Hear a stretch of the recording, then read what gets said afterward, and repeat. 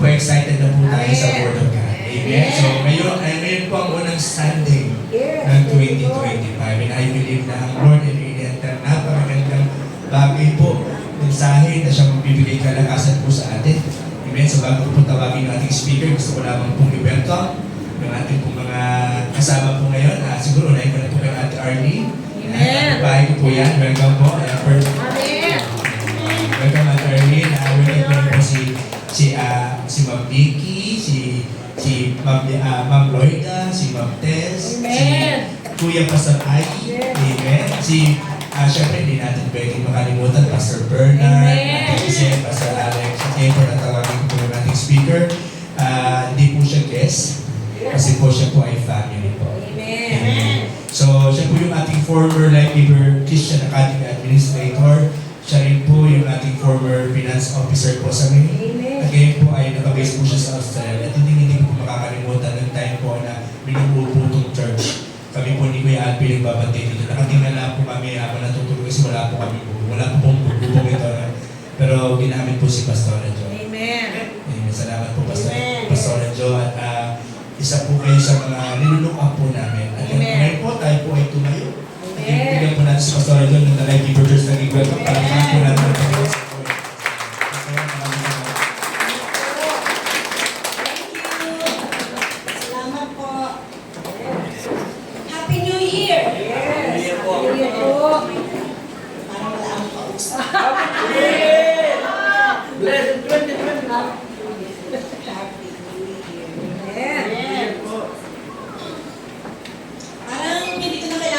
Sa gaganda ng mga festival nila. Parang doon lang, busog-busog. Amen. Pero dahil malayo ang pinagalingan natin, kailangan ko mag-preach. Sayang yung pamasahe. At ang aga namin dito, kami nauna. Anong oras ang service nyo? 8:10, nandito kami. Praise God. Malayo yun ha, malapit, uli. Malayo namin. Sanay po kami na maagang nagsisigaw ng gawain. So, sa aking pong pamilya with Kuya Ariel and myself, kasama ko po ang cell group ko. Sinama ko na sila kasi after this, magkakaroon kami ng banding. Pinamaximize ko po yung time na nakabakasyon kami para hindi po ako mauubusan ng panahon sa kanila.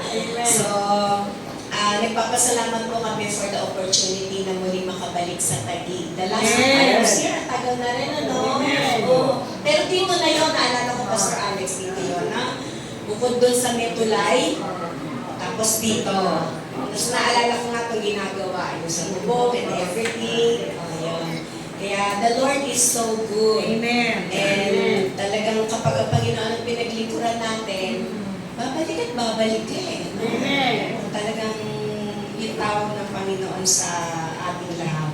So, we thank the Lord for the blessed opportunity that once again we can minister the Word of God to everyone. Kaya niyo ba tumagal? Maikli lang po ako mag-preach. At ilang oras mag-preach si Pastor Jason dito? Kamukha ba siya ni Bisha? Uy, naka-live tayo. Ako po'y maikli lang mag-preach kasi sa Australia, when I was handling a Christian church, ang service namin is 10 o'clock. I make sure that at 11:30 tapos kami. Kasi kapag hindi po natapos at 11:30, nag-starts na tumungtong ng 11:35 and onwards, unti-unti nagtatayuan. Nawawala. Kasi po multicultural church, hindi naman Filipino church yun. So may mga appointments sila, schedule, so we are so very careful as far as their time is concerned. So nasanay po ako na mag-preach lang ako ng 30 minutes to 45 minutes. Okay lang kayo doon? So 30 minutes and 1 hour. Kasi nasa Pilipinas tayo. Ano ba naman sa Pinas? Parang open-ended. Sabi ni Pastor Leo, take your time. Hindi ko yata kaya. Amen. So tayo po'y manalangin at bago po tayo magpasimula sa kanyang gawain. Lord, we just want to say thank you so much for this beautiful opportunity that I've start the year, kami po ay naririto nakatayo sa inyo pong presensya. Nagpapasalamat po, Panginoon, dahil kung hindi po dahil sa inyong kabutihan at kagandahan po, hindi po namin mararanasan ang buhay na meron kami ngayon. Salamat po sa nakalipas na taon, sinamahan niyo kami, at nagpapasalamat kami, Panginoon, ngayong taong ito, alam niyo po, sasamahan niyo kami. Salamat po sa amin po pag-minister ng Word of God. Hallelujah. May the Holy Spirit teaches us the truth coming from your Word and give us the encouragement, the wisdom, and the strength, and even the boldness to be able to walk into your God-given promises in our lives. Salamat po, Panginoon. Sa inyo po namin ibinabalik ang lahat ng ito. Itago niyo po ako sa likuran ng inyong krus. Huwag kailanman ang aking kahinaan ang makita ng bawat isa, kundi tanging ang inyong kabutihan lamang, Panginoon, na lumulukos sa buhay ng bawat isa sa amin. Salamat po, Panginoon. Ito po ang aming panalangin sa pangalan ni Jesus. Ang lahat po ay kasama. Amen. Kuha po ako ng tissue ko, ha? Amen. Kasi pawisin po ako. Tayo po ay sisimulan. Sino po sa inyo ang nakanood na ng ilang movies ng Metro Manila Film Festival? Uy, ang babait ng taga-Taguig. Hindi nanonood ng sine. Hindi po, ako din naman po hindi nanonood. Pero, meron po silang tinatawag na parade, right? Yung float, yung mga float, nagpaparade sila.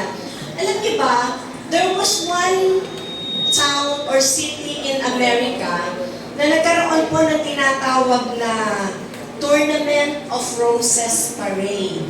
Yung Tournament of Roses Parade, ito po yung parada every New Year's Day.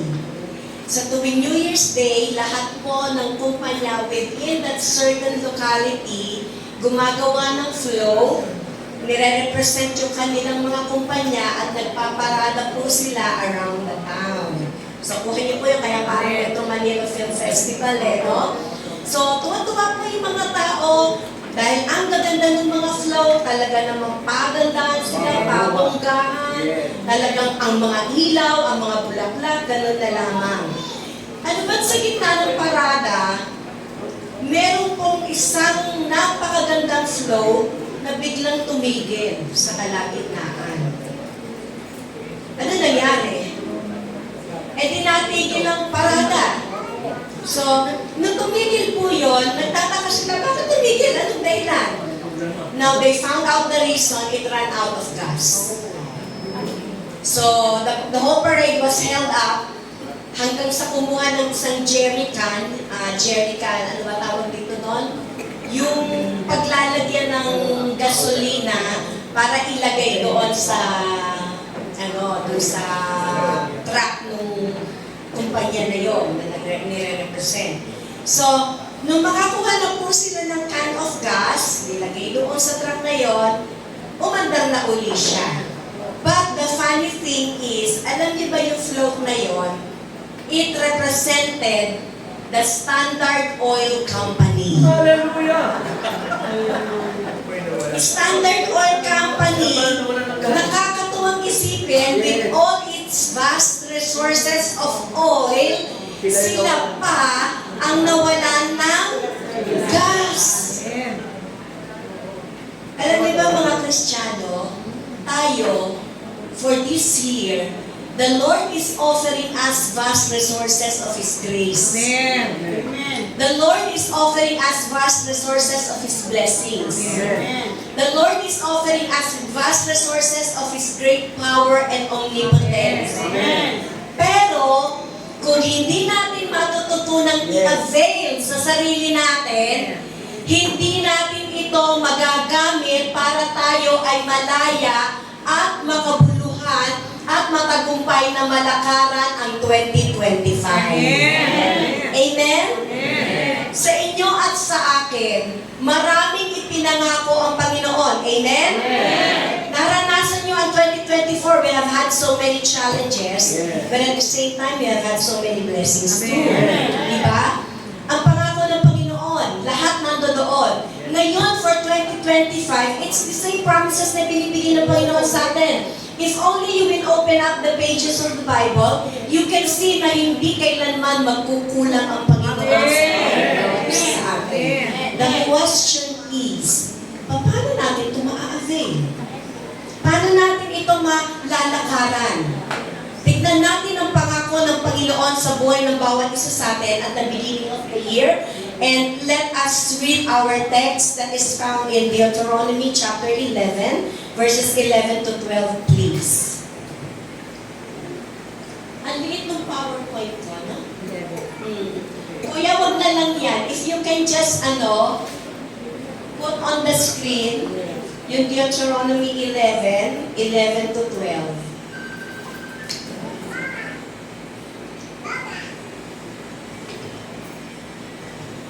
Dito po makikita natin yung napakagandang pangako ng Panginoon sa atin, a promise that will bring good cheer for the new year. So ang title natin is Good Cheer for the New Year. Amen. Sa amin po, sa Australia, ang batian ng mga kahit hindi kami magkakakilala, sasabihin sa amin doon, cheers mate, cheers, laging cheers, cheers. Dito pag cheers, inuman eh. No? Diba? Cheers, inuman nyo, cheers. Sa amin hindi, batian lang yun. It's just saying hi, hello.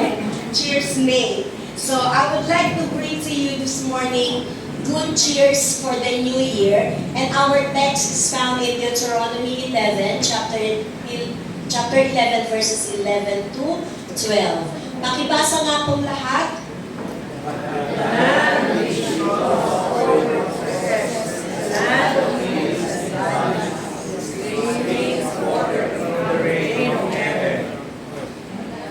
Verse 12.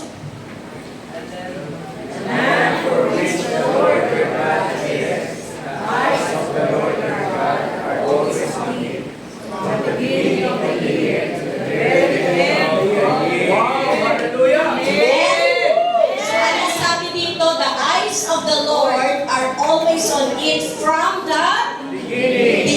of the year to the very end of the year. So for 2025, ito ang isang magandang pangako ng Panginoon sa atin. Amen. Now let me just give you the historical context of what was this all about. Habang ang mga anak ng Israel, the children of Israel is journeying towards the promised land. Remember, they were promised a land, right? Sila po ay mga pilgrims. But then the Lord promised them, I will give you a land that you will call your own. Amen. So it is the land of Canaan, the promised land. But they need to travel. So kailangan po nilang mag-journey towards the promised land. And along the road and along the travel, they were given specific instructions by Moses. At sabi sa verse 10, bibigyan ko kayo ng bagong lupain, isang bago, sabi niya dito.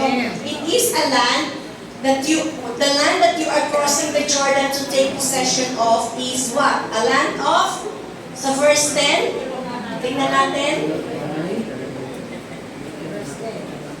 Balik natin sa verse 10. Good cheer for the new year. For the land which you go to possess is not like the land of Egypt. So ito ang una. Sabi ng Panginoon, ang lupang pangako na ibinibigay ko sa inyo ay hindi katulad ng lupa ng Egypto na inyong pinanggalingan, where you sowed your seed and watered it by foot as a vegetable garden. And then verse 11, but the land which you cross over to possess is a land of hills and valleys. Amen. Okay. Ganito, sabi ng Panginoon sa kanila, bibigyan ko kayo ng panibagong lupain. Lupang pangako na inyong paninirahan at matatawagin yung inyong sarili. At ito hindi katulad ng lupain na pinagalingan nyo, panibago. So anong ibig sabihin nun? Sila for 40 long years ay nasa Egypto. At tapos sabi ng Panginoon, papalayain ko kayo, bibigyan ko kayo ng lupang pangako. So yung pupuntahan nilang lupa, panibago sa kanila. Amen? Amen. Hindi familiar. Hindi nila alam. Hindi nga nila alam kung ano magiging klase ng buhay nila dun eh. Hindi nga nila alam whether they will be successful in that land or what. Diba? Parang tayo din ngayong 2025. Tomorrow is never guaranteed. Amen? Kaya nga tayo umaasa lamang sa pangako ng Panginoon. Amen. Pero ang sabi ng Panginoon, katulad ng ipinangako niya sa bayang Israel, hindi niyo pa nakikita, hindi niyo pa natatanaw, hindi niyo pa nararanasan ang panibagong lupa na aking ibinibigay sa inyo. Kayo at ako, pagpasok ng 2025, hindi pa natin alam kung anong po pwedeng mangyari sa atin. Tama? Hindi natin alam kung ano ang naghihintay sa atin. Tama? Hindi natin alam magiging matatagpo ako kaya ngayon ang mapapakasama. Yun, pastor ako. Diba? Mapopromote kaya ako ngayon? Naku, paano kaya ang resulta ng aking medical exam? Yung mga ganyan. Marami tayong alalahanin, maraming bumabagabag sa ating kalooban.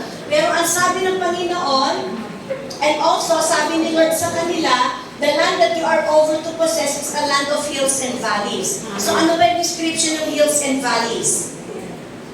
Yung hills, mataas yun, di ba? Pero sa baba, meron ding valleys. So, sabi ng Panginoon, pupunta ko kayo sa lupa na kung saan nandoon mararanasan nyo ang mga successes in life. Amen. Meron kayong tagumpay na mararanasan. So, nandun yung hilltop experiences. But at the same time, sabi ng Panginoon, meron ding valleys. Ano yung valleys? Ito yung mga nasa kapanatagan. Kapatagan. Yes. Sorry. Sa kapatan. Ewan. Tagan. Pwede ba valleys na lang? Amen. Sa valleys. So sa valleys, nandoon yung mga challenges. Ang ibig lang sabihin ng Panginoon, kahit saan ko kayo dalhin, may naghihintay na tagumpay sa inyo, but at the same time, may mga naghihintay din ng pagsubok sa ating mga buhay. Amen? Gusto lang ba natin puro success? Yeah. Gusto ba natin puro na lang tayo promotion? Hindi, alam niyo ba, the resiliency, we are being built to be resilient eh. Yung tumitibay tayo, ang puso, ang kalooban, ang pananalig, ang pananampalataya, tumitibay, hindi dahil sa mga tagumpay na ating nararanasan naman.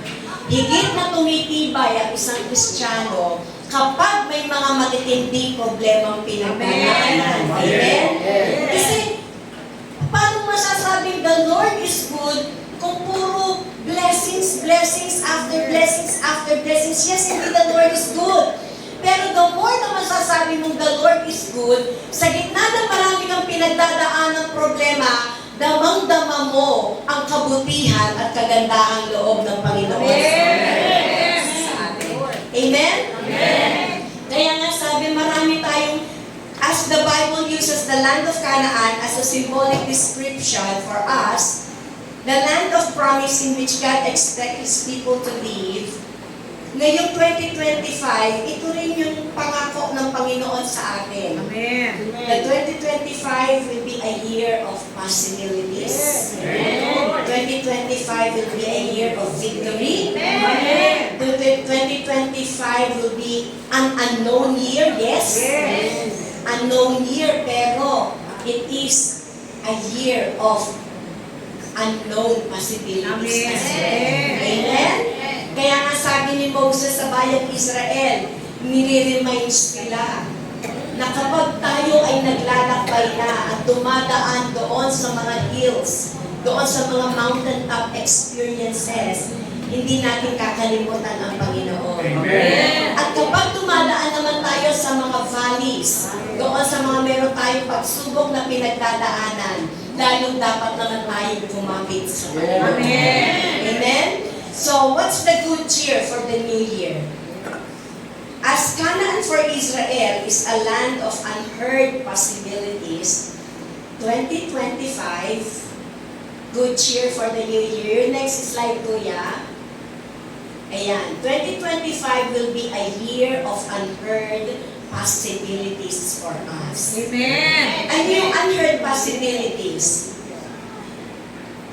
Sabi ng Panginoon, ito yung lupang pangako, sa inyo yan. Ibinibigay ko yan. Pero paano niyo yan makukuha? Paano yan darating sa inyo? First, it needs to be possessed. Amen. Tama? Ibinigay nga sa'yo, hindi mo namang inaangkin. Wala lang. Diba? Wala din. It's the same, parang ganito. Declaration. The promises of God's healing is for His people to enjoy. Amen? Amen. All manner of sicknesses and diseases. Simpleng sakit. Ako, meron po akong built-in dahil nag-start ang 2025, kailan ba tayo dumating? Nakaka-apat-araw na tayo no? Kaya pa kami pahinga So, nakalunok po ako ng paputok. Not literally ha. Nagtingan ako ng pawis. So, umuubo ako. Kaya pag ako umuubo, may paputok ako. Alam niyo yun? Hindi kayo aware doon ha? So, pero inaangkin ko, sabi ko, Lord, I know na bago pa ako magturo sa Taguig at saka sa Maine on the 19th, I will be cleared of this. Amen. Diba? Pero alam ko yung healing ni Lord Alam ko yung healing promises niya. Pero kung alam mo nga, hindi mo naman kiniklaim sa sarili mo, bakit wala din? Diba? Hindi mo inaangkin, hindi mo tinatanggap, hindi mo kinukuha. Diba? Bakit wala? Hindi mo ma-enjoy. Diba? Sinabi ko, Pastor Alex, meron akong regalo sa iyo. Punta ka sa ganito, sa ganyan. Oh, thank you, Ate Jo, salamat po. Tapos hindi naman niya pinupuntahan. Amen. Wala lang. Diba? Kapunta kay Pastor Leo yun. Lagi itong nasa liit. Diba? So, makikita natin dito, yung pangako ng Panginoon for us and for the nation of Israel is the same. Amen. Your promised land, your blessings. The 2025 may be a year of unheard possibilities for us. Maraming blessings na naghihintay, but it needs to be possessed. Amen. There are many blessings that needs to be laid hold of and they need to be captured. Kailangan angkinin natin. Maraming pagpapala na inihahanda. There are many great possibilities and blessings that the Lord has in store for us. Amen. Amen? Without question. Sa lahat ng mga Kristiyano, maraming blessing na inihahanda ng Panginoon. How many of you this morning are so much excited for what God is about to bring for 2020? Ano sabi ng 2 Corinthians 2:9? Amen. Kopya kapatid. 2 Corinthians 2:9. We need to be excited for so many unheard possibilities. 2 Corinthians, yan ba yun? 2:9. Yung eye has not seen, or is it 1 Corinthians 2:9? Pero ang sabi kasi doon, eye has not seen, ear has not heard, neither has it entered into the heart of man. No? The things that God, yan, 1 Corinthians pala. Sabi dito, hindi pa nakikita ng mata. Amen. Hindi pa naririnig ng ating mga pandinig. Amen. Hindi pa napasok sa puso ng tao ang mga bagay na inihahanda ng Panginoon doon sa mga nagmamahal sa Kanya. Amen. Sino po rito ang nagmamahal sa Panginoon? Amen. So yun yung verse para sa inyo. Yes. Amen. Sabi, subalit kagaya ng nasusulat ang mga bagay na hindi nakita ng mata at hindi narinig ng tenga at hindi pumasok sa puso ng tao ay ang mga bagay na inihanda ng Diyos para sa kanila na nagmamahal sa Kanya. Amen. Oo, sa atin yun. Amen. Unheard possibilities. Possibilities, yes, kaya nga possibilities, but they remain to be possessed. Amen. Kailangan angkinin, kailangan tanggapin. Nakaka-excite na for this 2025, hindi mo alam kung ano ang mga himala na pwede mo. Amen. Himala ng kagalingan. Himala ng promotion sa trabaho. Himala ng pagpapala sa pamilya. Himala ng kahit ano pa yan, kaya ibigay ng Panginoon sa atin. Amen? Pero there are at these three things how to possess these unearned possibilities. First is the desire to possess. Kasi yung pag-angkin, kailangan nagsisimula yan sa isang puso na nagnanais na maranasan mo. Kasi kung kontento ka na lang kung anong meron ka ngayon, you will never be any better than you are now today. Kuha niyo ba yun? Kung kontento ka na, Lord, kontento na ako dito, I just barely scratch the surface. Hindi. Alam niyo ba ang Panginoon, gustong-gusto niya na pagpalain ang bawat isa sa atin. Nalulugod, natutuwa ang Panginoon na nakikita ka na ikaw ay nagtatagumpay. Amen. Natutuwa ang Panginoon na ikaw ay nakikita na ikaw ay umaasenso. Hindi natin sasabihin sa buhay natin ipinanganak tayong mahirap. Nagkaasawa ka, nagkaanak ka, lalo nagkahirap-hirap.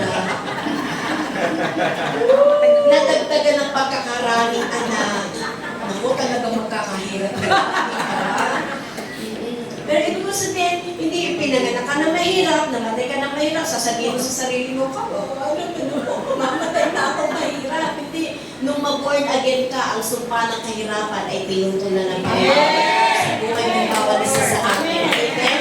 Kaya ikaw ako, may binibigay ang Panginoon sa atin na desire. Ano yung desire na yun? Lord, I wanted to improve and better myself.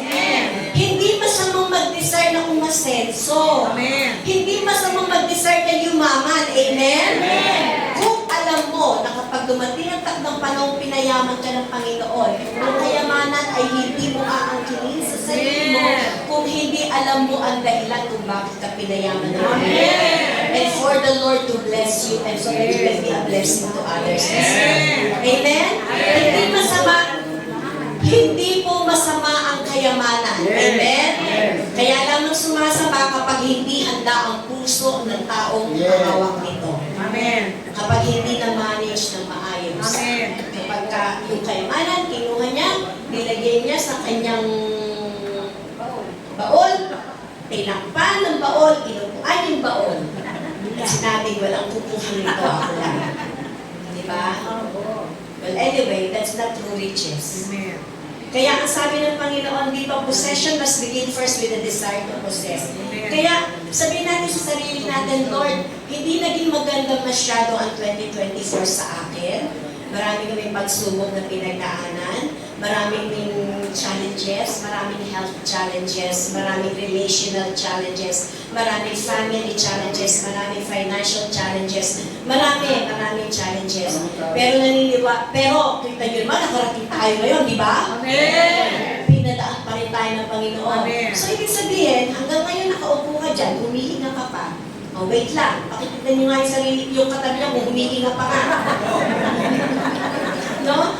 Humihinga ka pa. Alive na alive. Alive na alive. Ibig sabihin niyan, may plano pa si Lord sa buhay. Diba? Yung plano na yun, ay dapat nating angkinin. This year, manalangin tayo na bigyan tayo ng Panginoon ng kakaibang gutom. Alam niyo yung good hunger? The hunger for more of God. Amen. The hunger for the more of the grace of God to overwhelm our lives. Yung nabubuhay ka, lumalakad ka sa biyaya, habag at awa ng Panginoon. But at the same time, alam mo kung paano mo lakaran. Diba? Hindi lang tayo asa na asa by the grace of the Lord, by the grace. Don't get me wrong ha, kasi ang grace talagang ating kailangan yan. Pero ang ibig ko ba sabihin, ang grace talagang dyan tayo nabubuhay eh. Amen. But at the same time, we need to live out the grace of God. Amen. Ang ibig sabihin nun, by the grace of God, this 2025, I will find a job. Amen. Amen? Amen. Eh, hindi ka naman naghahanap ng trabaho. Amen. Mangyayari sa'yo. Amen. Hindi yan parang mabagsak lang sa'yo, di ba? Yung grace, tinuturuan ka niyan, it will motivate you to really step forward. Amen. Kasi kapag nag-step forward ka, kasama mo yung grace ng Panginoon, dadalhin ka sa blessing mo. Amen. Amen? Amen. So, you need not to be content with where you are today. Amen. Mangarap kayo. Yes.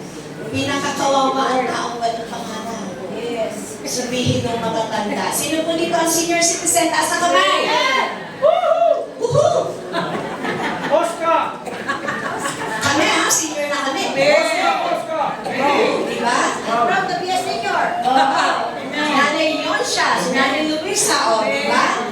Si tatay, mga senior. Pero ibig sabihin, sasabihin nyo, naku, matanda na kami. Wala na kami aabo. Ano pa ba papangarapin namin? Di ba? Ay, nagkakamali po tayo. Amen. Di ba? Si Joshua, 80 years old. Sabi niya, Lord, give me more mountains to conquer. Amen. Amen? Kasi kahit senior na tayo, mas may advantage nga eh. Amen. Bakit? Grabe, dahil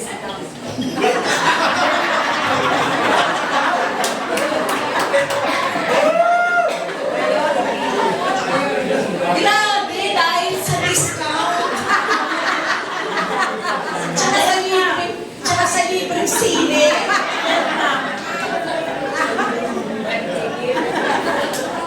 Alam niyo ba ang advantage ng pagiging senior? Di ba, Ate Loli? Yung napalaki mo na yung mga anak mo. You have a time of your own. Malaya ka na makapaglingkod sa Panginoon. Kung saan ka din, hindi ka tulad nung araw, hindi ka makalis sa bahay, hindi ka nakakasain. Diba? Hindi ka makapunta sa Bible study, hindi ka makapag-share. Iniintindi mo muna sila bago ka makalis. Eh ngayong senior, pag tinanong ka ng anak mo, Nay, saan ka pupunta? Ah, wala kang pakailan. Kami magbabible study, magpe-prayer meeting. Eh, paano po ang pagkain? Malalaki na kayo. Sabi na kayo sa sarili nyo, di ba? So, hindi ko mag-senior tayo, wala na tayong pakinabang. Mas malaki ang kapakinabangan ng mga senior in the body of Christ. Eh, dito nga, mas malamang ang senior eh. Oh. Diba? Kasi siya, alisin ang senior, huwag lang kayo makikita. Di ang lungkot nyo, kayo na.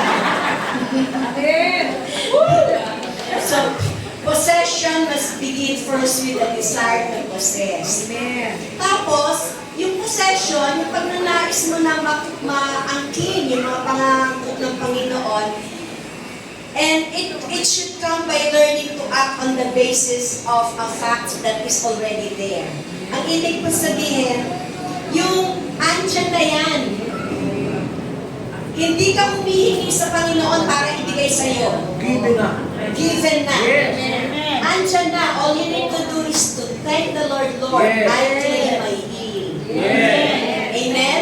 Lord, I claim my provision. Amen. Lord, I claim the salvation of my family. Amen. Lord, I claim increase. I claim the blessings of the Lord. Amen. We are not fighting for victory, we are fighting out of victory. Kasi napagtagumpayan na ng Panginoon ang lahat para sa atin. Yung blessings is already in there because of what Jesus finished on the cross of Calvary. Lahat ng tinanggap na natin galing sa Panginoon. At pangatlo, yung possession na yan, hindi lang kailangan mong i-desire, hindi lamang kailangan mong angkinin dahil nandiyan na nga siya, kung hindi, kailangan mo yung ikapamuhay at the present time. Sasabihin natin, no? Siguro ako magiging matagumpay 5 years from now, 10 years from now. Kung may nagbabayad, mag-iiyak. Yung bata. The third thing about possessing is that you must apply the principles of the Bible in the present moment. Ngayon, tomorrow is never guaranteed. So every day you live on the promises of God. Pagmulat ng mata, magpasalamat agad. Amen? Pagmulat ng mata, sabihin, Lord, thank you. Ching, nagising pa ako. Maraming natutulog, hindi na nagigising. Diba? Pagising ng mata, huwag magre-reklamo na, naku, kaya ang kakainin namin ngayon. Diba? Pag-upo sa lamesa, may kape naman doon. Naku po, ala ano naman itong kape na to? Napakatapang. Diba? Yung bang, andyan na nga yung maraming blessings, pinagpala ka na for the But instead na maging thankful ka, nagiging reklamador ka pa. Yun, oo. Complainers. Nagko-complain. Magpasalamat po tayo kahit na po ang kinakain natin ay pag-uong lang. Na may manggang galaw. Ay, galing. Diba? Ako, I was so thankful the other day, yung pinasto nga sa Facebook ko, tuwang-tuwa ako kasi nakakain ako ng munggo tsaka galunggong. Sa tagal kong na-miss yun. Grabe, galunggong. Walang galunggong sa amin. Gigi. May Gigi pala sa amin, may galunggong, pero ginagawang pain sa pangingisda. Hallelujah. So pag kinain ko, para akong isda. So, kaya po, we need to live in the present moment. Apply the Bible principles in the moment in which you live.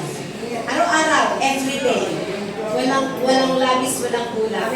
Sabihin natin sa Panginoon, pag nakaramdam ka ng symptoms ng pananakit, lalo na ang mga senior citizen, pagbangon sa umaga, kung hindi tuhod ang masakit,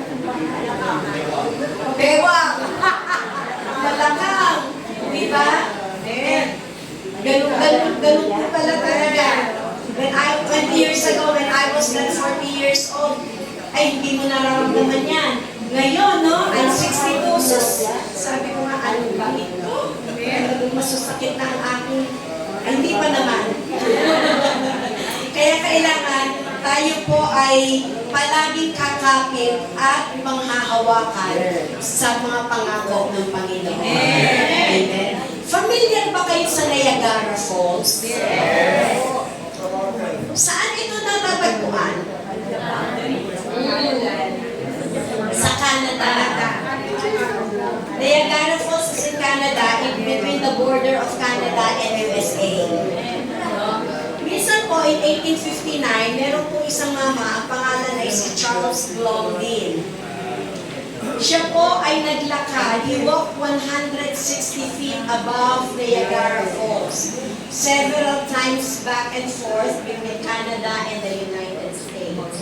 So may tightrope from Canada to this end, to the other end in US, nagbalik-balik po siya, naglakad siya doon.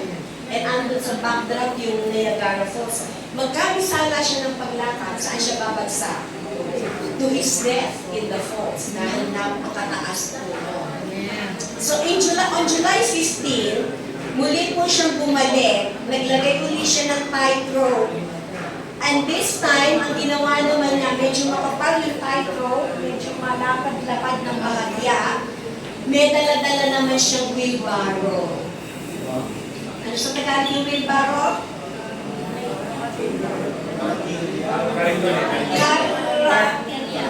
Kartilya. Oo, yun. Ginagamit sa construction, no? Kartilya. So, ginawa niya, magmula sa Canada, the other end, nagtulak siya ng kartilya gano'n, papunta na United. Malakpakan yung mga tao, grabe ang galing. Diba? Talaga namang nakakabilib. Tapos, sabi ni Charles Blondin sa mga audience, do you believe I can carry a person across in this wheelbarrow? Sabi ko yung mga tao, sabi nila, yes, of course. Sabi nila, napatunayan na nila eh. Lahat pa naman ang ginawa ni Charles Blondin, ba't hindi ka maniniwala, di ba? Sabi ni Charles Blondin, okay, I need a volunteer. Hallelujah. Who will get in the wheelbarrow and I will push you to the other end. Payag ka, Kuya Leo? Ako, naniniwala. Magawa na yun. Oo, di ba?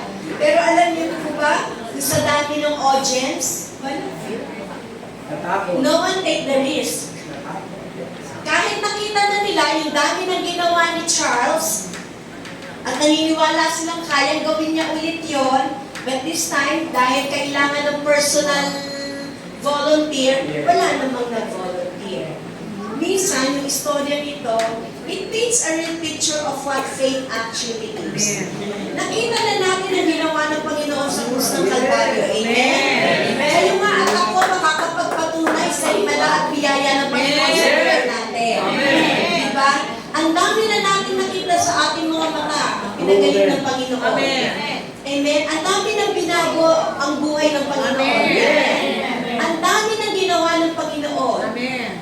Pero minsan, may mga panahon sa buhay natin na kapag dumadaan tayo sa mabibigat na problema ng buhay, nakakalimutan natin na ang Diyos pala ang nagsalba minsan sa buhay.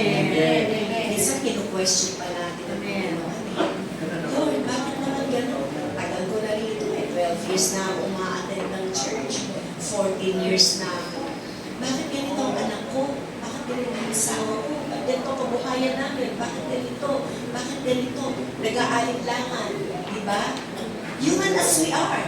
Totoo lang yun. Tao tayo. Amen. At natural po lang na ating ipahayag yung ating mga frustrations and disappointments sa Panginoon. Ang nakakatuwa nga sa Panginoon, dahil sa kanyang awa, habag at biyaya niya sa atin, kahit na questionin natin ang mga nangyayari sa buhay natin, hindi ka kinu-question ng Panginoon, minamahal ka pa rin sa kabila ng Amen? Hindi siya nagsasabing, diyan ka na naman, ang kulit mo naman, Jesus, questionin mo na naman ako eh. Di ba? Di ba? Ito na nga ginawa ko sa iyo. Ito na nga yung asawa ko. Ito na nga yung nangyayari sa iyo. Bakit ko questionin mo pa ako? Hindi ganun si Lord. Amen. Alam niyo kung bakit? Sa sobrang yaman ng habag at pag-ibig niya sa buhay ng bawat isa sa atin, ikaw, ako, kilalang kilala ng Panginoon. Amen. That at some point in time in our lives, time will come when we will question God. Lord, bakit ako nagkasakit na ganito? Lord, bakit namatay ang asawa ko agad? Lord, bakit kinuha mo ang anak ko? Lord, bakit ako nawala ng trabaho? Lord, bakit ako okay lang yan? You ask God kung bakit. Pero sa kabila niyan, lumapit ka pa rin sa Kanya. Sabihin, Panginoon, sa kabila ng lahat ng ito, magpapatuloy akong kakapit sa mga Amen? Kaya nga po, huwag tayong mag-alala. Kung si Charles Blondie nakatawid from Canada to USA on Niagara Falls, itatawid tayo ng Panginoon ngayong 2025. Amen? Jesus can be trusted. Amen. Yun lang po. Jesus can be trusted. Amen. Secondly, not only 2025 is a year of uncharted possibilities, but 2025 also would be a year of varied experiences for us. A year of varied experiences. Sabi ni Moses sa Deuteronomy, it is a land of hills and valleys which drinks water by the rain from heaven. A land of hills and valleys, which means it represents the ups and downs of our lives. The hills are those high places of courage and understanding and fellowship, and high places of far vision, places of beautiful experiences in life. Pero it has also its valleys, the low places, sometimes very dark, sometimes not pleasant at all. Sometimes life in the valley is monotonous. Sometimes life in the valley, our vision is limited. Kasi hindi nakikita. Diba? Our outlook is, 2025 is same old. Hindi ganon. Parang 2023 lang yan. Parang 2024 lang yan. It is the same old thing day after day. Kapag ganyan ang pananaw natin, hindi magiging exciting ang 2025 sa inyo. Sasabihin natin sa Panginoon, ito yung pangako niya. Land of your varied experiences. Marami kang mararanasan sa 2025 na hindi mo pa nakita sa iyong mga mata. Amen?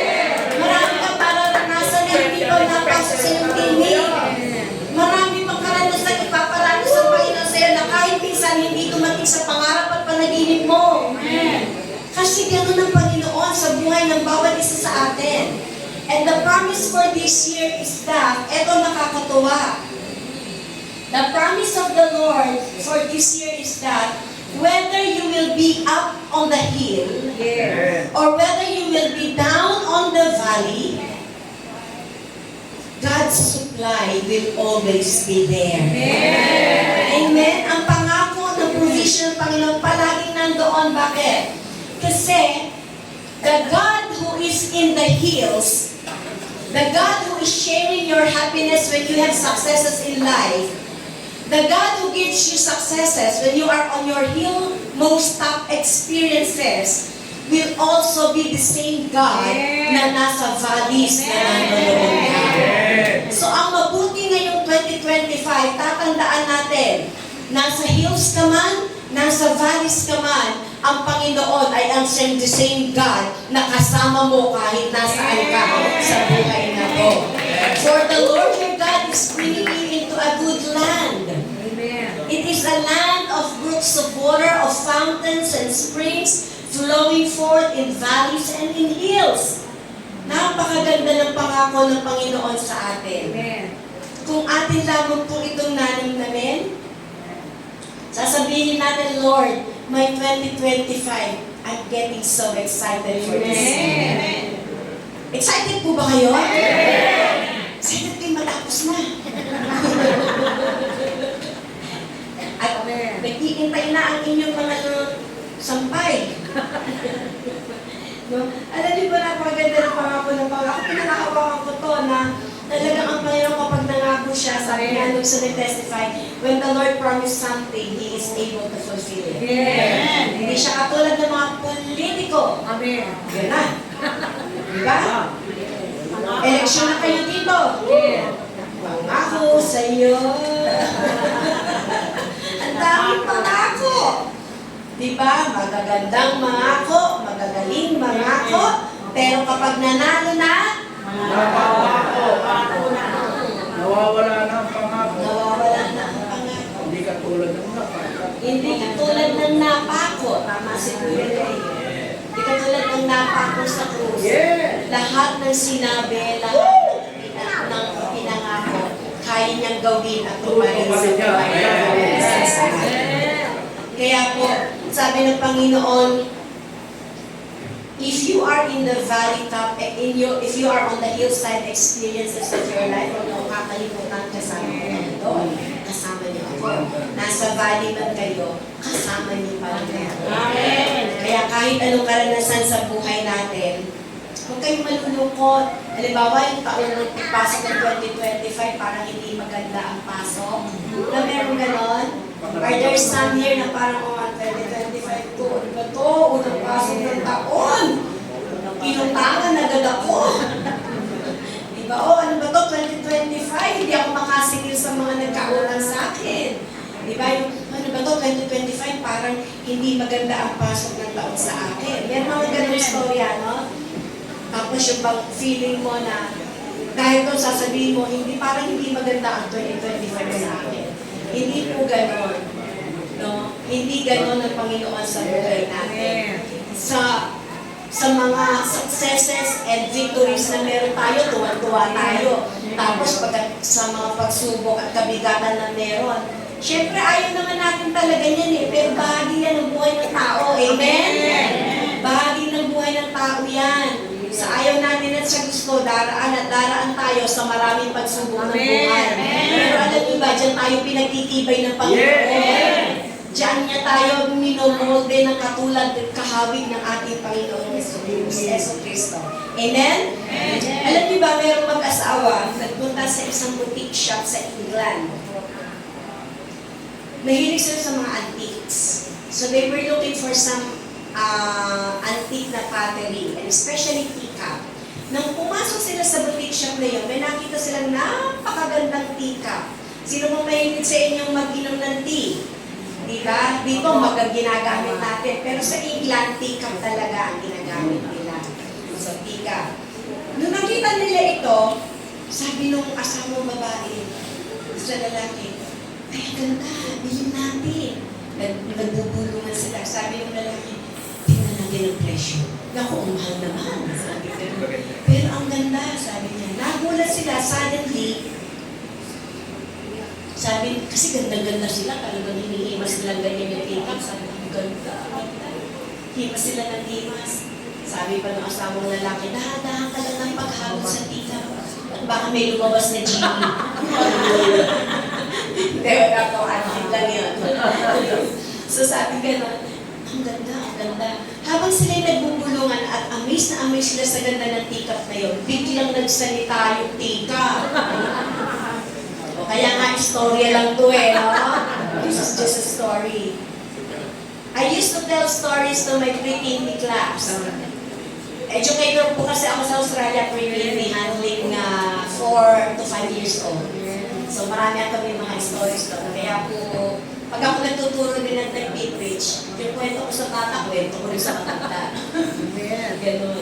So, sabi po ng teacup, you don't understand. Sabi ganun doon sa mag-asawa, I haven't always been a beautiful teacup like this. Sabi ng babae, ha? Paano nangyari yun? Ay hindi, sabi niya gano'n. Kinuha lang ako nung may-ari. I was just as a lump of clay. Sabi niya. And then, nilagay niya ako sa spinning wheel. And when I was on the spinning wheel, ikot ng ikot, nahihilo na ako. And I screamed. And I told my master, please get me out of here. Sabi niya gano'n. Pero sabi ng master, not yet. And then after that, inalis niya ako sa spinning wheel, nilagay niya man ako sa oven. Oh, sabi ng teacup, I never felt such heat in my life. Sabi niya gano'n, init, grabe. Sabi niya, and then sabi ko doon sa master ko, please, get me out of the oven, please. Ayoko dito. Sabi ng master, not yet. And then finally, he opened the door. Nilagay naman niya ako sa shelf. Wow, ang sarap. I began to cool down. Kasi na-cool down na siya, no? That's better, sabi niya sa sarili niya. Only to find out, after a few hours, I was put back into the oven again. Ano ba to? Sabi niya gano'n. No, this time, sabi ng teacup, I was screaming and crying because the heat I really cannot bear, sabi niya gano'n. Then, suddenly I stopped crying, sabi niya. I knew there wasn't any hope for me anymore. Dito na yata ako magtatagal sa tindi ng oven na to. At dito na rin yata ako mamamatay. And dito na rin yata ako masusuffocate. Because it is twice as hot and I knew because of the heat I would suffocate. Sabi niya gano'n, mamamatay na siya. So, he begged, he pleaded, he screamed, he cried, and all the time, nakikita niya yung opening, lagi niya sinasabi dun sa master na, get me out of here, get me out of here. Pero sabi ng master, not yet. And then I remained silent. There's no way for me to cry. So tumahimik na lang siya. After that, tumigil na rin yung oven, lumamig na. 1 hour later, inalis siya sa oven, inilagay siya doon sa magandang istante. And then, 1 hour later, binigyan siya ng mirror nung master. And the master said, look at yourself. Nung tignan niya yung sarili niya, sabi ng tika, ay, that's not me. This couldn't be me. It's beautiful, sabi niya. Kasi alam niya, lump of clay lang siya eh, di ba? Lump of clay lang siya. This isn't me. It's beautiful. Sabi niya ganon. Sabi ng master sa kanya, I want you to remember, I know it hurts to be rolled and patted, but I left you alone. You've dried up. I know you felt dizzy to spin around on the wheel, but if I had stopped you, you would have crumbled. Wala, di ba? I know it hurts and was hot and disagreeable in the oven, but if I hadn't put you there, you would have cracked. Kasi hindi pa panahon para siya ay alisin doon. Tapos sabi ng master, I know the fumes were bad nung nasa oven ka, when I brushed and painted you all over. But if I hadn't done that, you never would have hardened. Hindi ka titigas. Sabi ganon. And you would not have any color in your life. Para sa buhay natin. Amen. Diba? Sasabihin natin kay Lord, sino ba dapat dito? Pero sabi ni Lord, not yet. Pero nung nakalampas ka sa pagsubok, Di ba nakita mo sarili mo? Pagtingin mo sa salamin, it couldn't be me. Di ba? Kasi pinatatag ka at pinaganda ka ng ating Panginoon. Amen? Sabi ng Master, if I hadn't put you back in the second oven, you wouldn't survive for very long. Because the hardness would not have held you.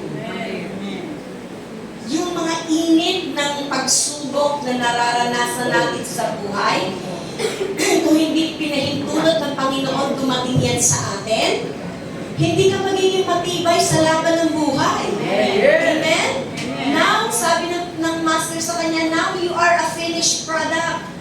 And you are exactly what I had in mind when I first began with you. Sabi ng Master, alam niyo ba ang Panginoong Jesus ganyan din ang tingin sa atin? The first time I had you, the first time I focused my eyes upon you, ganito ang gusto kong mangyari sa inyo. So, don't resist the trials and the testings na dumadaan sa ating mga buhay. Amen? Minsan totoo, tao lang tayo nasasaktan, nahihirapan, sumisigaw, umiiyak, nagmapakaawa sa Panginoon. And those were all valid emotions. Amen?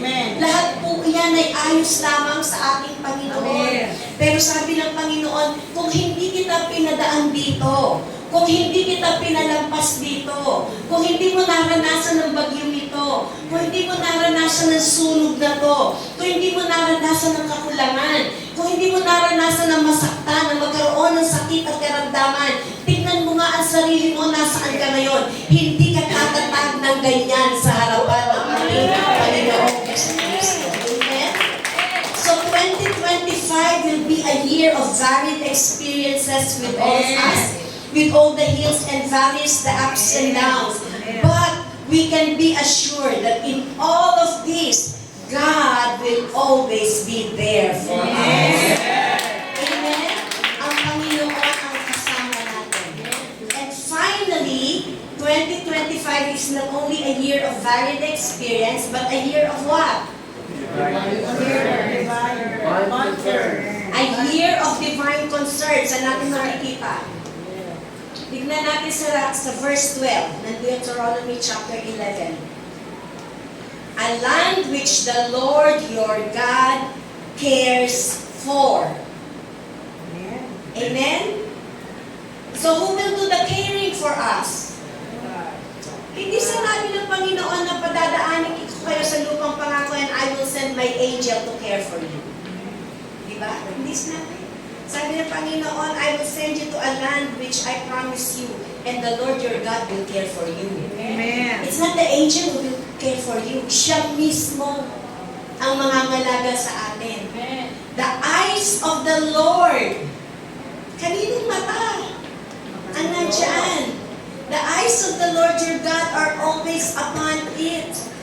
From the beginning of the year to the end of the year. And that is the greatest truth of all.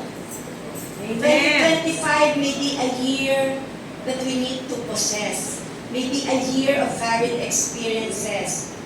But beyond and beneath and above all this truth is the greater promise that God is so deeply concerned about your life. From the beginning of the year to the end of the year. So kung meron isang may concern sa buhay natin, walang iba kung hindi ang Panginoon. Alam niyo ba yung expression na the eyes of the Lord? Kapag nasabing the eyes of the Lord, halimbawa si Pastor Jason, on a human relationship, he has only eyes for, sigurado ka? He has only eyes for Glyza, right? Pag sinabi ni Pastor Jason na, my eyes are only upon you, Glyza. Woohoo! Diba? Anong ibig sabihin nun? O halimbawa nanliligaw pala ng isang lalaki sa isang babae. At sinabing, my eyes are upon you, Pastor Lay.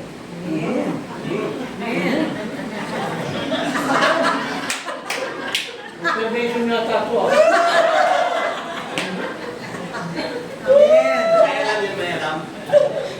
Wala pa. Now you know. Pag sinabing, my eyes are upon you, anong ibig sabihin nun? Mayroon siyang personal interest. Yes. Diba? He has that personal interest in that person. Amen. Kaya ano sinasabing, the eyes of the Lord is upon you. Amen. May personal interest ang Panginoon sa Yes. inyo. Amen. Sa akin. So bakit tayo malulungkot? Bakit tayo magdadalamhati ng gusto? Bakit tayo ang tawag mo? Magmumukmok. At sasabihin, kawawa naman ako, wala nang nagmamahal sa akin. Diba? Iniwanan na akong ganito, wala na Self-pity ka, no? Nagse-self-pity ka? Si Pastor Leo, hindi uso self-pity sa kanya. Enjoy to the Amen. Grabe ka. Diba? Kaya nga si Pastor Leo, tignan nyo na lang, saya-saya ng buhay niya. Diba? Kasi yung mata niya may pinaglala.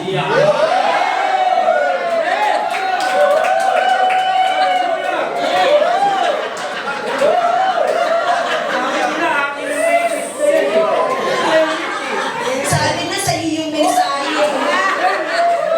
Eyes of the Lord. Kaya ito, pag uwi ko next year, may kasadang mata.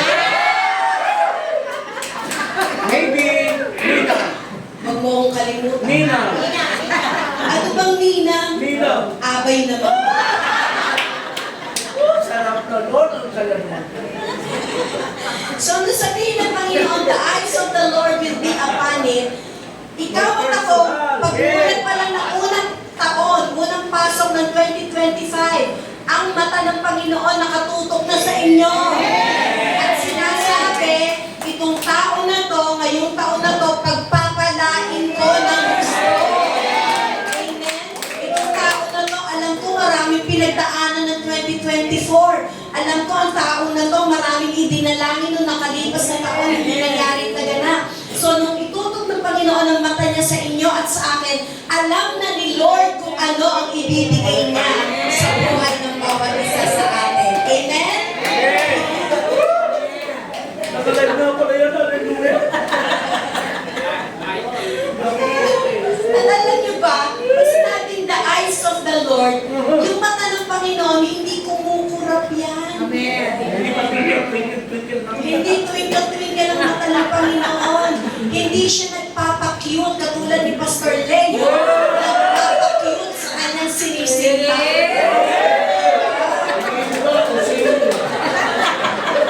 Hindi ko naman alam kung sino yun. Namimili pa. You like the best one. Ang ibig sabihin nun, ang Panginoon, yung mata niya hindi man lang kumukurap at pumipigil. Bakit? Ayaw niyang mawaglit ka sa kanyang paningin. Amen? Hindi siya natutulog. Sabi na ng Bible ng Book of Psalms, God never sleeps nor slumbers.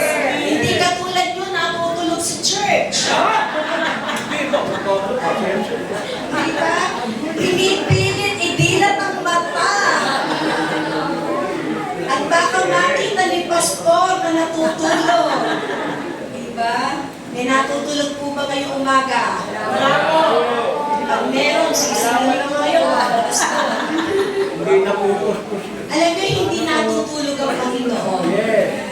When I was working as a tour guide doon po sa amin sa Australia, nag-tour guide ako, harbor tour. Meron po kaming, I was able to encounter some of the seafarers and yung mga seaman, ganyan. Tapos sa usapan namin, mga Pilipino kasi naglaland sila dun sa amin and then pumunta sila dun sa center namin and we provided food, coffee, ganyan. And then may harbor tour kami, ganyan. So, natatanong ko sila kasi nakikita ko yung vessel nila from across the stretch ng aming shore doon. So, natatanong ko, yung po bang kapitan ng barko nyo natutulog? Kasi haba ng biyahe nila Kasi yung barkong dumadaong sa amin galing China. Tapos nag-travel sila from China to Port Edmonton sa Australia to get some iron ore. So, malaking vessel nila. carrier kasi ng iron ore yung mga vessel. Nagtatravel sila ng 14 days bago makapunta, and then another 14 days pabalik ng China. So, kaya natanong sa mga seaman, natutulog po ba yung yung kapitan nyo? Sabi, oo, may panahong natutulog sila. Maalis sila doon sa kanilang pwesto, matutulog sandali, tapos may papalit. Pero, sabi niya, pero kapag may problema kami, ginigising namin yung kapitan. Yung kapag medyo hindi maganda yung takbuhin, yung kapitan ang gigisingin nila kasi the captain knew how to maneuver the ship. Alam niya. So, gano'n, ginigising. Alam niyo ba tayo may kapitan sa buhay natin? Pero kapitan natin, hindi natutulog. Amen? At yung kapitan natin na yon, sa isang tawag mo lang, andyan siya, palagi siya nilihintay ng tawag ng bawat isa sa atin. Amen? Hindi mo siya kailangan gisingin. Kasi gising na gising siya. Amen? 24/7, gising na gising ang Panginoon, hindi natutulog 365 days in a year. Kahit ano pa ang mangyari, may bagyo, walang bagyo. Maayos at hindi maayos. Ang mata ng Panginoon na nakatingin sa atin, hindi yan kumukura para makita niya at hindi ka mawaglit sa kanyang paningin man lamang. Sipin mo yung ngayon 2025, kahit ano ang pinagdaanan mo, kahit na ano yung nakikita mo sa pamilya mo, kahit na ano yung bigat at hirap ng buhay. Alam natin yan tayo mga Pilipino, maraming kabigat at talagang pinagdadaanan sa buhay no? Maraming challenges. Pero kahit anong bigat, kahit anong hirap, kahit anong pagsubok ang dumating, kapag naisip mo at naalala mo, uy, may mata ng Panginoon na nakatingin sa akin. Amen? Ano ba't pag-gising mo sa umaga, kahit na minsan iniisip mo, may maluluto kaya ako. Diba? Pero katulad ng testimony ni ate, nagtataka nga siya, dating at dating ang kanyang bisita. Hindi siya nauubusan na ipapakain. Diba? Kaninong himala yun? Kasi may matang nakatingin sa kanya. Kaya mamaya pupuntahan ka natin, ate. Marami kami. Diba? Sabihin, alam ng Panginoon Kaya huwag kang malulungkot, huwag kang matatakot. May takot naman talaga tayo. Diba? Huwag tayong mag-aalala. Don't worry a bit. Huwag kayong mag-alala kasi ngayong taon na to, kung yung 2024, sinamahan tayo ng Panginoon. Sabi ng Panginoon ngayong 2025, from the beginning of the year until the end of the year, magkakasama tayo ng ating Panginoon. Amen? And to close, meron pong isang lalaki, tinawagan ng kanyang mga magulang on New Year's Day. Over the phone, malayo kasi ang bahay ng magulang niya. So, Bill called his parents to greet them Happy New Year. And the first one who answered the phone is his dad. Sabi niya sa daddy niya, Dad, what's your New Year's resolution? Ay, uso pa ba dito ang New Year's resolution? Sa Christian, wala tayong New Year's resolution because we are all changed by God, right? So sabi ni Bill, Dad, what's your New Year's resolution? Sabi ng daddy over the phone, my New Year's resolution is to make your mother as happy as I can all year round. Wow! Ganda naman nun sa mga tatay, di ba? To make your wife as happy as you can all year round, sabi ng tatay. And then when mom got on the phone, nung mami naman niya ang kausap niya, sabi ni Bill, Mom, what's your New Year's resolution? And the mom answered, well, to see that your dad keeps his New Year's resolution. Diba? Titignan ko kung tutuparin talaga ng daddy mo ang pangako niya ngayong taon na to. Alam niyo po ba, hindi natin kailangan tignan. Kailangan na natin ipagpasalamat Yes. at ipinangako ng Panginoon sa ating buhay ngayong taon na ito. Because when God promises that He will exercise personal care about you, He will make sure to keep His promise. Amen. Pag sinabi ng Panginoon, ako ang iyong manggagamot, 110% claim it. Your healing is on your way. Amen? Kapag sinabi ng Panginoon, I am your great provider, He will definitely be the great provider in our lives. Amen? Kapag pinangako ng Panginoon with a long, satisfied, healthy, wealthy lives, just claim it and thank God for His wonderful promises in our lives. Kaya po ngayong taon na to, nawa po ang pangako ng Panginoon sa panibagong taon ay manatili sa ating mga puso at kalooban. Maging exciting sa atin ang taon na to. Lord, I do not know what the future awaits. The only thing I know is I know the one who holds my future. Hindi lang naman ang alam ko, Lord. Hindi ko alam ang 2025, pero alam ko kung sino may hawak ng 2025. Amen? At ikaw yun sa aming mga buhay. Amen po ba? Maraming po salamat and Pastor James Todd. Maraming salamat po, Pastora Ate Jo. So, palapakan po natin ulit si Lord.